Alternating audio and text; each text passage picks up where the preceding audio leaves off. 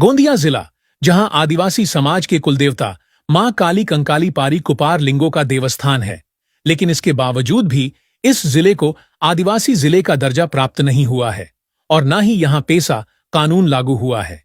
यह जिले का दुर्भाग्य है। ऐसी पीड़ा अनुसूचित जनजाति कल्याण समिति के सदस्य और विधायक राजू तोडसाम ने गोंदिया दौरे के दौरान व्यक्त की। अगदी बरोबर आहे, कारण की गोंदिया जिल्हा हा गोंदिया नसून गोंडिया आहे। आणि तुम्ही जर मराठी कोश जर बघितला शब्दकोश, तर मराठी शब्दकोशाचं मी वाचन केलेलं आहे। गोंदिया हा गोंदिया नसून हा गोंडिया आहे। गोंड जमात ह्या ठिकाणी मोठ्या प्रमाणात वास्तव्यात आहे या जिल्ह्यामध्ये आणि भोवताल सभोवताल, म्हणून हा जिल्हा हा गोंड समुदायाचा, अर्थातच गोंड जात ह्या ठिकाणी राहत होती। त्यात शब्दप्रयोग करून थोडंसं चेंज केला। ॲक्च्युली गोंदिया हा म्हणताच येत नाही, तो गोंडी आहे। तुम्ही जुने पुस्तक बघून घ्या, जुन्या पुस्तकामध्ये गोंदियाचा उल्लेख हा गोंडिया आहे।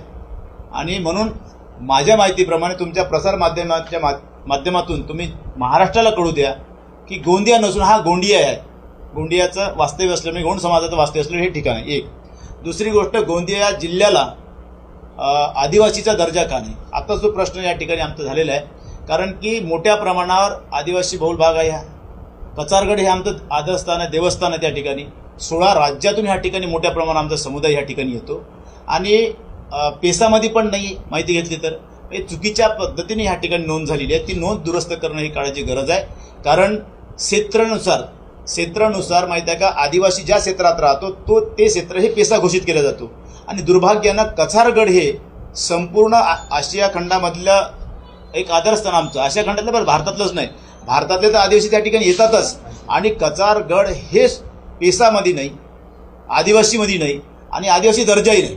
आणि म्हणून तुमच्या माध्यमातून महाराष्ट्राच्या कानाकोपऱ्यामध्ये हा जो भाग आहे हा आदिवासीचा आहे, खास करून गोंडियन समाजाचा आहे, कोयावंशी आहे।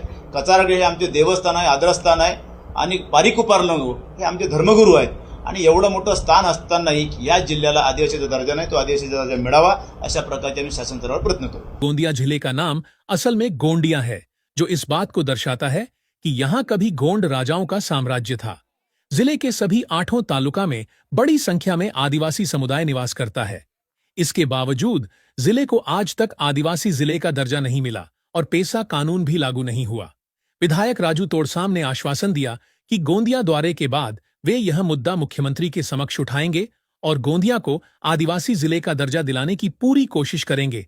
ऐसी जानकारी उन्होंने आज गोंदिया जिले में दी है।